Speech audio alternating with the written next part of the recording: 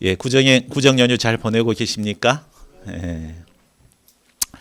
예전에는 설날이 되면 집안 어른들이 가운을 깨끗하게 이렇게 이쁘게 써서 족자로 이렇게 딱 해놓고 오시는 손님들 또 친척들한테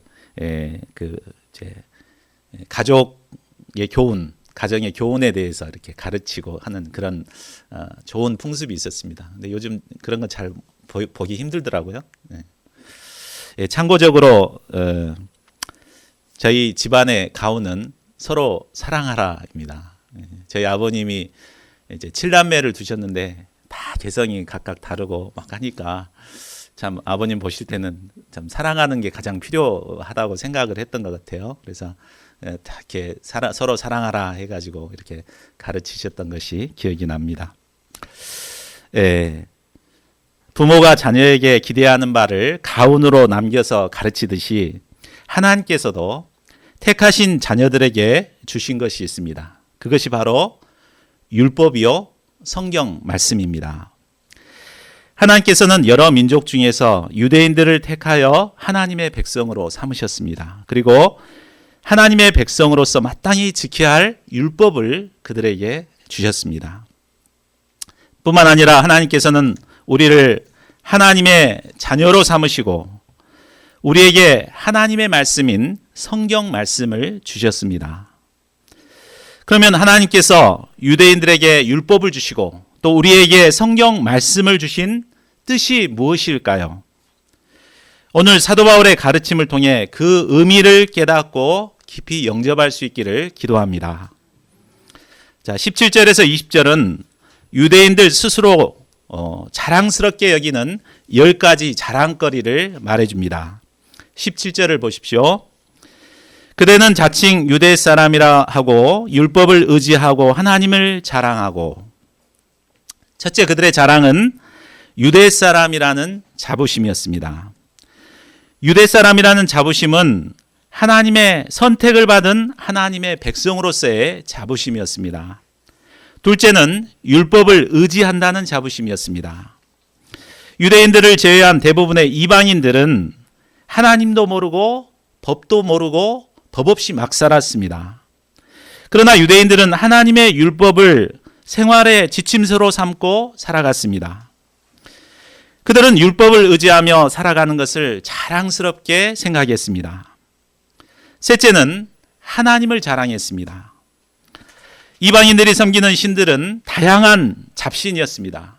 우리나라도 보면 막 이렇게 잡다한 신들을 많이 섬겼죠, 옛날에는. 그러나 유대인들은 유일하신 참 하나님을 사랑하고 섬겼기 때문에 이것을 자랑스럽게 여겼습니다. 자, 18절을 보십시오. 네 번째 자랑거리는 율법의 가르침을 받고 있다는 것이었습니다. 이방인들은 대부분 글씨도 읽지 못하는 자들이 많았습니다. 우리도 몇십 년 전만 해도 글을 모르는 어른들이 굉장히 많았죠. 근데 유대인들은 거의 90%, 99% 이상이 다 글을 읽고 하는 그런 민족입니다. 그들은 이제 6살이 되면 율법을 공부하고 암송을 다 했습니다. 그러니까 이것은 굉장히 큰 자랑거리죠. 율법의 가르침을 받고 있다는 것은 그들의 큰 자랑거리였습니다. 다섯째는 하나님의 뜻을 알고 지극히 선한 것을 분간한다는 것입니다. 하나님이 주신 율법이 없는 사람들은 하나님의 뜻이 무엇인지를 몰랐습니다. 그러나 유대인들은 하나님의 주신 율법을 통해서 하나님이 원하시는 것이 무엇이며 하나님께서 기뻐하시는 게 무엇인가를 분간할 수 있는 분별력을 갖게 되었습니다. 자, 19, 20절을 보십시오. 여섯째로 유대인들은 스스로 눈먼 사람의 안내자라는 자부심이 있었습니다. 또 일곱째로 어둠 속에 있는 사람들의 빛이라는 자부심이 있었습니다.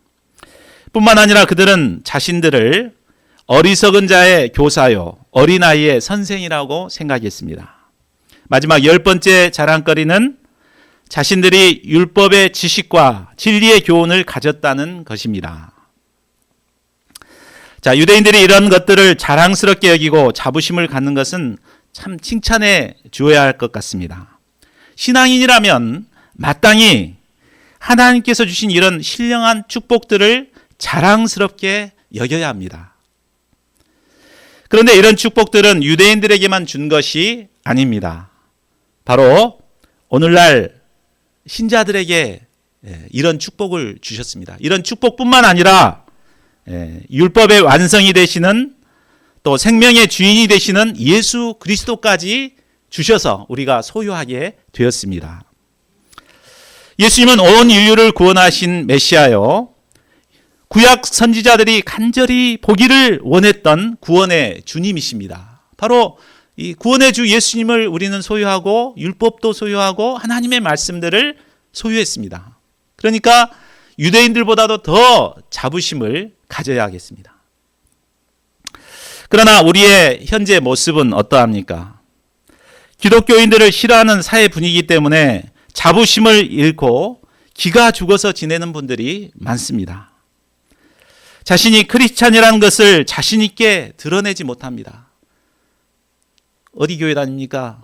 당신 신앙 있습니까? 그러면 자신 있게 드러내지 못하고 얼버무리는 젊은이들이 많습니다. 그러나 저희 모두가 하나님께 나에게 얼마나 놀라운 축복을 주셨는가, 이것을 자랑스럽게 여겨야겠습니다. 그래서 당당하게 사람들 앞에 나는 크리스찬이다 이렇게 자랑할 수 있기를 바랍니다. 한번 우리 같이 해보겠습니다. 나는 크리스천이다. 이렇게 자랑스럽게 말할 수 있기를 바랍니다. 자, 그런데 유대인들이 이런 자부심을 갖는 것까지는 좋은데 그 다음이 문제였습니다. 자, 그것이 무엇입니까? 우리 21절 상반절을 함께 읽어보겠습니다. 자, 시작. 그렇다면 남을 가르치는 그대가 왜 자신은 가르치지 않습니까? 그들은 하나님이 주신 율법을 자랑스럽게 여겼습니다. 그리고 그 율법을 다른 사람들에게 열심히 가르쳤습니다. 여기까지는 너무나 좋습니다. 그런데 문제는 정작 그 율법을 자기 자신에게는 가르치지 않았다는 것입니다. 자신에게 가르치지 않으니까 말과 행동이 다른 이중적인 삶을 살았습니다. 그들의 이중적인 삶의 모습이 21절 하반절에서 23절까지 기록되어 있습니다. 그들은 도둑질하지 말라고 선포하면서도 도둑질을 했습니다. 간음하지 말라 하면서 간음을 행했습니다. 우상이라면 질색을 하면서도 신전의 물건을 훔쳤습니다. 율법을 자랑하면서도 율법을 어기고 하나님을 욕되게 했습니다.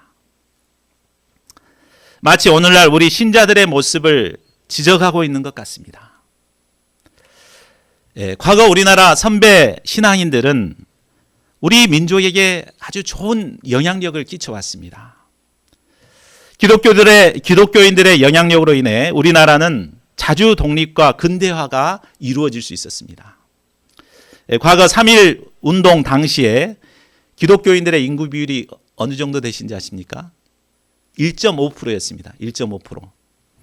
그런데 기미 독립선언문 아시죠? 33인의 독립선언문을 서명한 사람들의 크리스찬들의 비율이 어느 정도인지 아십니까?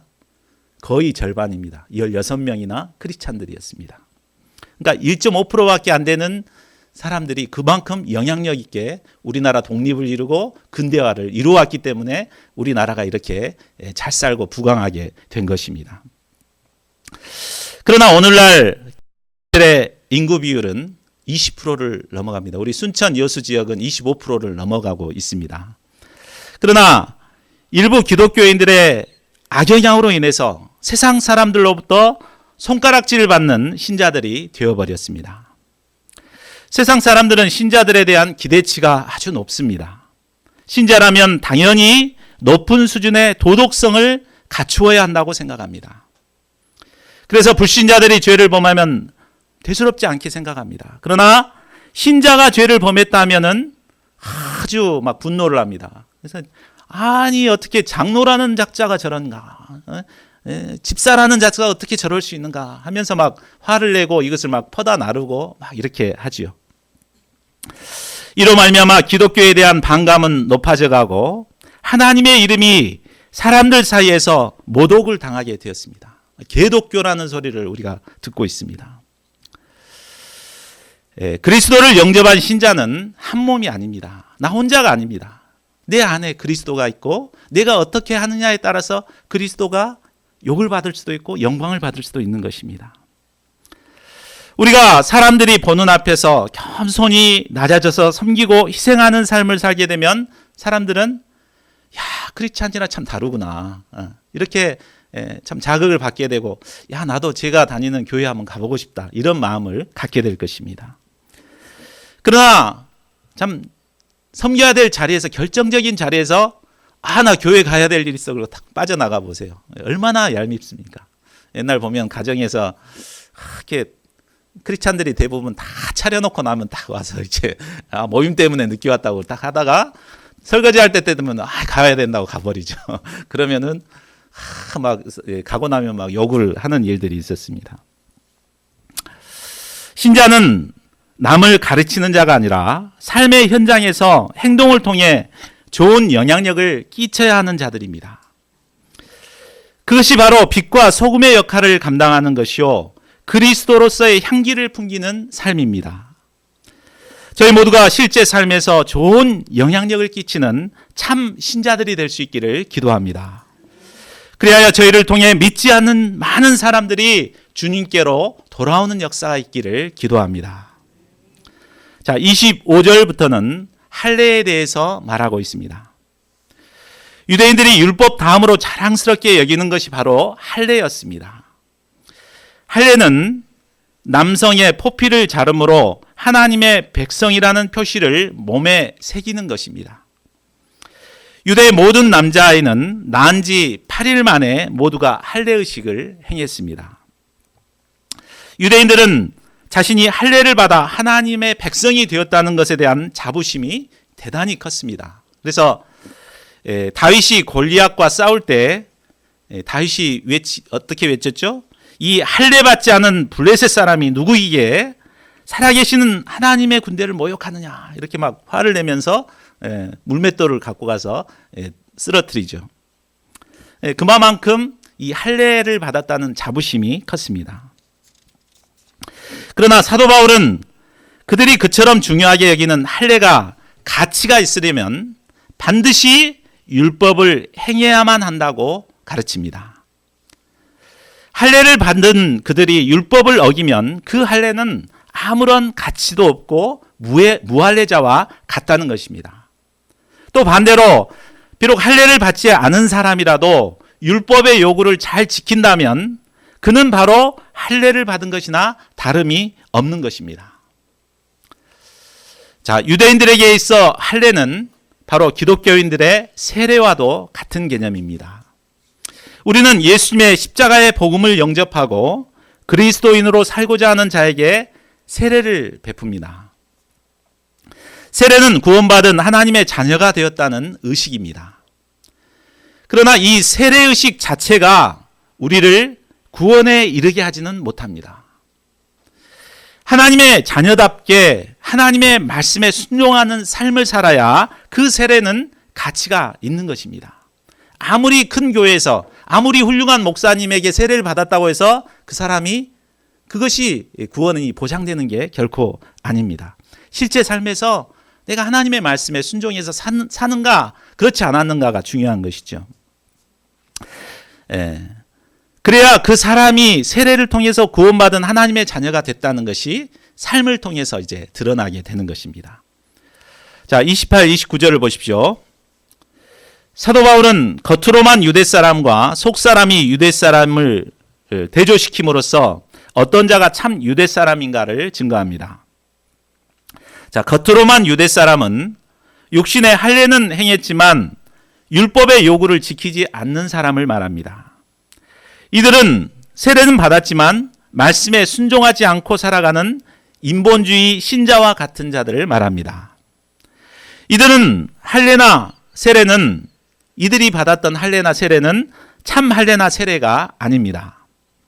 반면에 속 사람이 유대 사람은 성령에 기초하여 마음의 할례를 받은 자들입니다. 이들은 오늘날 성령의 감동을 받아 믿음으로 세례를 받은 참 신자들을 의미합니다. 이들은 사람의 칭찬을 구하지 않고 오직 하나님의 인정과 칭찬을 구하며 하나님을 기쁘시게 하고자 애씁니다. 하나님을 의식하며 하나님 앞에서 살아갑니다.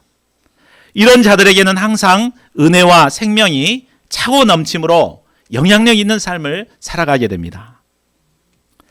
자, 이상을 통해 사도 바울은 유대인들이 가장 자랑스럽게 여기는 율법과 할례 그 자체가 그들을 영광스럽게 하지 못함을 증거합니다.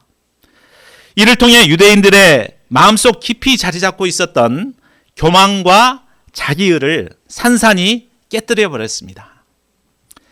그 이유는 마음속에 있는 이 교만과 자기의가 있는 자들은 결코 자신이 죄인임을 발견하지 못하기 때문입니다. 그죠? 이걸 깨뜨려야만 자신이 죄인인 것을 깨닫기 때문에 사도 바울은 이것을 얘기한 것입니다. 또 자신이 죄인이라는 것을 알아야만 복음의 필요성을 느끼고 겸손히 복음을 영접할 수 있기 때문입니다. 자, 그런데 이런 사도 바울의 주장에 대해서 반문하는 사람들이 있었습니다. 자, 이에 사도 바울은 친절하게 3장에서부터 그들의 질문에 대한 자신의 견해를 이야기합니다. 자, 유대인들의 첫 번째 질문은, 자, 그러면 유대 사람의 혜택은 무엇이며 할례는 무슨 가치가 있느냐라는 것입니다. 뭐 율법이나 할례 이게 받은 것이 소용이 없다면 그것이 무슨 가치가 있냐 이렇게 이제 말하는 것이죠. 자, 1절을 보십시오. 자, 이에 대한 답으로 사도 바울은 말합니다. 이제 2절 바로 넘어가겠습니다. 2절을 보십시오. 자, 사도 바울은 유대 사람이 하나님께 받은 혜택은 여러모로 많이 있다고 말합니다. 그 중에 한 가지만 말한다면 그들이 하나님의 말씀을 맡았다는 것입니다. 하나님께서는 유대인들에게 하나님의 말씀인 구약 성경을 맡겨주셨습니다. 자, 구약 성경 속에는 하나님이 어떤 분이신가, 또 인간은 어떤 존재인가 라는 말씀이 잘 나타나 있습니다. 또한 죄로 죽을 인간을 구원하시기 위해 하나님께서 어떤 놀라운 구원의 계획을 갖고 계시는가, 이것도 담겨 있습니다. 무엇보다 유대인들을 세계 제사장 나라로 삼아서 온 세상을 구원하고자 하시는 하나님의 비전과 계획이 이 말씀 속에 잘 나타나 있습니다. 이들은 하나님의 말씀을 맡았기 때문에 하나님의 말씀을 따라 살아야 했습니다. 그들이 자랑하던 대로 어두운 세상의 빛으로서 또 눈먼 사람의 안내자로 성경 선생으로 살아야 했습니다. 그러나 그들은 특권만 자랑했지 감당해야 할 사명은 감당하지 않았습니다. 무엇보다 예수 그리스도를 불신하고 영접하지 않았습니다. 그들의 불신으로 말미암아 하나님께서 이루고자 계획하신 하나님의 말씀은 아무런 쓸모가 없게 되어버린 게 아닌가라는 생각을 하게 됩니다. 그래서 여기서 두 번째 질문이 제기됩니다. 자, 두 번째 질문은 유대인의 불신앙으로 하나님의 신실하심이 무효화되는 것 아닌가라는 것입니다. 자, 3절을 보십시오. 유대인들 가운데 어떤 사람들이 믿지 않았다면 그들의 불신앙으로 말미암아 하나님께서 계획하셨던 계획은 어그러지게 되고 또 하나님은 신실하지 못한 분이 되지 않겠느냐라는 말입니다. 자, 이에 대해서도 사도 바울은 말합니다. 4절을 보십시오. 결코 그럴 수 없습니다 라고 단호하게 잘라 말합니다. 왜냐하면 사람들은 다 거짓말쟁이라 해도 하나님은 진실하시기 때문입니다. 그리고 시편 51편 4절 말씀을 인용해서 하나님의 신실하심을 증거합니다. 주께서 말씀하실 때 의롭다는 인정을 받으시고 판단받으실 때 이기려 하심이다. 자, 이 말씀은 다윗 왕이 자신의 죄를 회개한 후에 하나님께 신앙 고백한 내용입니다. 자, 다윗이 어떤 죄를 범했습니까? 충신 우리아의 아내를 범하는 이 음란죄, 정욕죄를 범했습니다. 또 그 증거를 인멸하기 위해서 충신 우리아를 이제 회유했지만 안 되니까 최전선에 보내가지고 살인 교사를 시키죠. 이 살인죄를 범했습니다. 자, 그런 큰 죄를 범했으면서도 다윗 왕은 뻔뻔스럽게 아무런 죄가 없는 것처럼 아무런 죄의식 없이 살아갔습니다. 그러나 나단 선지자를 하나님께서 보내주셔서 그를 책망하시죠. 하나님의 말씀으로 책망하시니까 그때 비로소 자신의 죄를 깨닫고 하나님 앞에 무릎을 꿇게 됩니다. 하나님의 말씀을 통해 다윗 왕은 바로 자신이 당장에 죽어 심판받을 수밖에 없는 죄인이라는 사실을 깨닫게 되었고, 또 이를 통해서 하나님의 말씀이 의로우심을 인정하고 이렇게 시편을 통해서 고백하게 된 것입니다. 의로우신 하나님께서 말씀하심으로 죄악 가운데 빠졌던 다윗이 회개하고 하나님의 구속 역사에 다시 쓰임받게 되었습니다. 이처럼 하나님의 말씀은 우리의 죄를 깨닫게 해줍니다. 또한 우리는 이 하나님의 말씀을 통해 하나님이 의로우신 분임을 깨닫게 됩니다. 유대인들이 거짓된 불신앙의 죄악에 빠져 있을지라도 하나님께서는 계속해서 그들에게 하나님의 말씀을 주십니다. 그리고 대부분 안 듣더라도 듣는 사람이 있죠. 이 하나님의 말씀을 믿고 영접하는 그들을 통해서 계속해서 신실하신 하나님께서 구원의 역사를 이루어 나가십니다. 자, 세 번째 질문은 너무 억지스럽습니다. 자, 5절을 보십시오. 사람들이 자신의 불의함으로 하나님의 의를 드러나게 했다면 자신들의 불의함에 진노를 내리시는 하나님이 좀 불의하지 않냐라는 말입니다.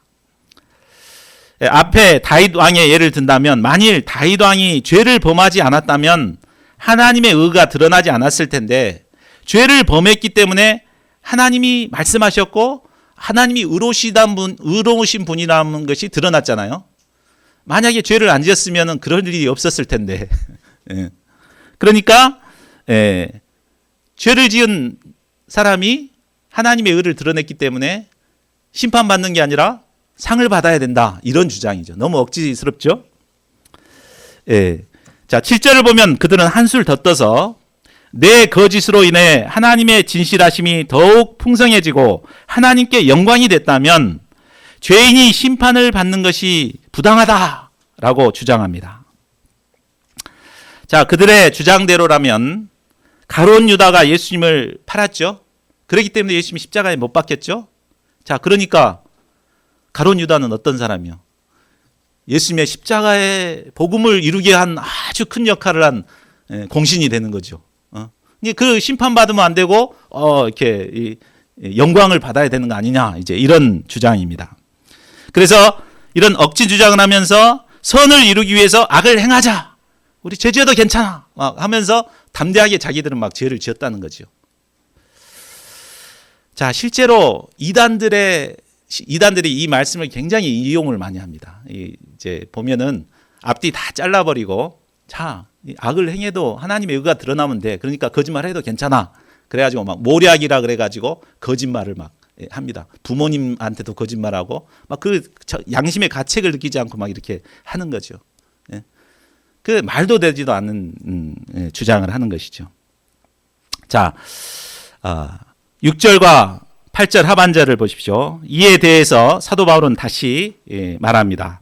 결코 그럴 수 없습니다. 그리고 하나님께서는 불의가 없으신 분이요 공의로 죄를 심판하시는 분이심을 분명하게 증거합니다. 또한 해괴한 이론을 만들어 진리를 비방하고 담대히 죄를 짓는 자들은 반드시 준엄한 심판을 받게 될 것을 경고합니다. 자, 이상 유대인들의 억지 주장에 대해서도 친절하게 답변을 마친 사도 바울은 결론적으로 말합니다. 자, 9절을 보십시오. 자, 그러면 무슨 말을 해야 하겠습니까? 우리가 더 낫습니까? 결코 그렇지 않습니다. 유대 사람이나 그리스 사람이나 다 죄 아래 있다고 우리가 이미 선언했습니다. 자, 사도 바울은 우리에게도 묻습니다. 자, 그러면 우리는 이 사람들, 유대인들보다 낫습니까? 우리는 과연 유대인들에 비해서 의로운 삶을 살고 있습니까? 대답을 못 하시네요. 결코 그렇지 않습니다. 사도 바울은 지난 3주간에 걸쳐서 유대 사람이나 이방인들이나 다 죄 아래 있다고 선언했습니다. 우리는 모두가 죄인입니다. 죄가 조금 더 있고 없고의 차이일 뿐 모두가 죄 아래에 있습니다. 자, 10절을 보십시오. 성경에서도 말하고 있습니다. 기록되기를 의인은 없으니 하나도 없고, 성경에서 우리가 죄인인 것을 분명하게 증거하고 있습니다. 때문에 성경을 공부해 보면 자신이 죄인이라는 사실을 깊이 깨닫게 됩니다. 그러나 사람들은 성경을 통해서 자기를 깨닫는 것이 아니라 사람들과의 비교를 통해서 자신을 깨닫고자 합니다. 저희 아버님은 평생 공무원으로서 나름대로 의롭게 사셨던 분입니다. 그래서 항상 저희 아버님은 그런 자부심이 있었어요. 나보다 의롭게 산 사람 있으면 나와봐라 그래라. 그러니까 실제로 막 장로고 막 이런 사람도 보면은 막 죄짓고 막 살아가는데, 아버님은 그때도 이제 교회를 안 다녔거든요. 교회를 안 다니시는데도 굉장히 의롭게 선한 일을 많이 하셨어요. 그러니까 이런 의가 이렇게 쌓여 있었던 거죠. 그러나 이제 나이 드시고 은퇴하시고 이제 신앙생활을 하시면 성경을 계속 많이 읽으시면서 자신이 하나님의 말씀 앞에 얼마나 죄인인가를 깨닫게 되셨습니다. 그래서 예수님을 영접하고 이제 구원의 은혜를 누리게 되었는데요. 이처럼 우리는 하나님의 말씀 앞에 자신을 발견하기보다도 사람들과의 비교를 통해서 자신이 의롭다고 생각을 많이 합니다. 그러나 세상에 의인은 없습니다. 조금 죄가 더 있고 덜 있고일 뿐이지 모두가 다 죄인입니다. 우리가 땅에서 보면 큰 산도 있고 작은 산도 있죠. 근데 우리가 비행기 타고 하늘에서 내려다보면 그곳이죠. 다 이제 하늘 아래에 있는 것입니다. 그러니까 우리는 죄가 조금 더 있고 없고의 차이일 뿐이지 모두가 다 심판받아 죽을 죄인이라는 것입니다. 자, 11, 12절 말씀은 죄 아래에 있는 인간의 마음 상태를 말해주고 있습니다. 11, 12절을 보십시오. 깨닫는 자도 없고 하나님을 찾는 자도 없다. 모두 곁길로 행해 다 쓸모없게 됐다. 선을 행하는 자가 없으니 하나도 없다. 사도 바울은 입장에서 인간의 내면에는 누가 가르쳐주지 않아도 하나님을 알 수 있는 것이 새겨져 있다고 증거했습니다. 인간은 그 지각을 사용해서 얼마든지 하나님을 찾을 수 있습니다. 그러나 육신의 소욕대로 살고자 하는 마음 때문에 하나님을 찾지 않습니다. 신앙생활하면 이 즐기는 이 죄를 버려야 되니까 그것 때문에 하나님을 찾지 않습니다. 그 결과 모두 곁길로 행해 다 쓸모없게 되었습니다. 인간은 근본적으로 거짓되고 부패하여 선을 행할 능력이 없게 되었습니다. 우리가 선을 행할 수 있는 것은 하나님께서 선을 행할 능력을 주셨기 때문이지 인간 본성으로는 선을 행할 수가 없습니다. 13절에서 17절을 보십시오. 죄악된 인간의 목구멍은 열린 무덤처럼 악취가 났습니다. 혀로는 거짓말만 일삼고 사기를 쳤습니다. 입술에는 사람을 죽이는 독사의 독이 있습니다. 또 입에는 저주와 독설이 가득하게 되었습니다. 그리고 입에서 시작하여 마침내는 발과 행동으로 죄를 짓게 되었습니다. 사람을 해하여 피를 흘리는 죄를 범했습니다. 이로 말미암아 결국 다 파멸과 참담한 최후를 맞게 되었습니다. 죄를 범한 인간은 평강의 길을 알지 못해 유리방황하다가 결국 하나님의 심판을 받아 영원한 형벌에 처하는 존재가 되었습니다. 18절을 보십시오. 이 모든 죄악의 근본적인 원인은 인간의 눈에 하나님을 두려워하는 마음이 없기 때문입니다. 하나님을 두려워하지 않기 때문에 곁길을 행하며 쓸모없게 되어버렸지만 전혀 돌아올 생각을 하지 않습니다. 계속해서 거짓말을 하고 저주와 독설을 말합니다. 하나님을 두려워하지 않기 때문에 사람을 해치고 심지어 죽이기까지 합니다. 자, 이제 사도 바울은 결론적으로 말합니다. 우리 19, 20절을 같이 한 목소리로 읽어보겠습니다. 자, 시작. 율법이 말하는 것은 율법 아래에 있는 자들에게 말하는 것임을 우리가 압니다. 이는 모든 입을 다물게 하고 온 세상이 하나님의 심판 아래에 있게 하려는 것입니다. 그러므로 율법의 행위로는 하나님 앞에서 의롭다는 인정을 받을 육체가 없습니다. 율법으로는 죄를 깨닫게 율법 아래에 있는 자들에게 인간이 어떻게 살아야 의롭게 사는 것인가를 말하고 있습니다.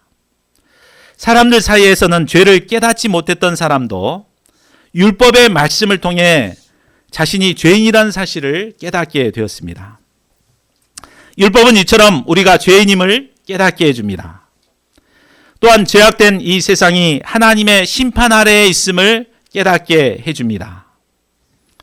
율법은 우리에게 선언합니다. 율법의 행위로는 하나님 앞에서 의롭다는 인정을 받을 육체가 없습니다. 우리 모두는 한 사람도 예외 없이 죄인입니다. 결국 하나님의 준엄한 심판을 받아야 할 자입니다. 여러분은 과연 자신을 어떻게 생각하십니까? 죄인이라고 생각하십니까? 의인이라고 생각하십니까? 예수님께서는 당시 공인된 죄인이었던 세리 마태를 제자로 부르셨습니다. 마태는 자신과 같은 냄새나는 죄인을 영접해 주신 그 은혜에 감사함으로 자기 집에서 큰 잔치를 벌였습니다. 많은 죄인들이 예수님과 함께 즐거운 잔치에 참여했습니다. 그런데 이 모습을 지켜보고 있던 바리새인들이 제자들에게 따져 물었습니다. 어찌하여 세리와 죄인들과 함께 먹고 마시냐? 자, 이 말을 들으신 예수님께서는 말씀하셨습니다. 다 같이 마가복음 2장 17절을 같이 읽어보겠습니다. 시작. 예수께서 들으시고 그들에게 이르시되 건강한 자에게는 의사가 쓸데없고 병든 자에게라야 쓸데있느니라. 나는 의인을 부르러 온 것이 아니요 죄인을 부르러 왔노라 하시니라. 바리새인들은 자신들이 의인이라고 생각했습니다. 그렇기 때문에 예수님의 잔치에 참여할 수가 없었습니다. 그러나 자신들이 죄인이라고 생각하는 세리와 모든 죄인들은 예수님과 함께 천국 잔치에 참여할 수 있었습니다. 예수님은 영적인 의사가 되셔서 죄인들의 모든 상처난 내면을 치료해 주시고 구원의 은혜를 베풀어 주셨습니다. 저희 모두가 하나님의 말씀을 통해 바로 내가 죄인임을 발견할 수 있기를 기도합니다. 겸손히 이 예수님 앞에 나갈 수 있기를 기도합니다. 그리하여 하나님께서 죄인을 위해 베풀어 주신 복음의 은혜를 충만하게 영접하고 구원의 은혜를 누리는 저희 모두가 되기를 기도합니다.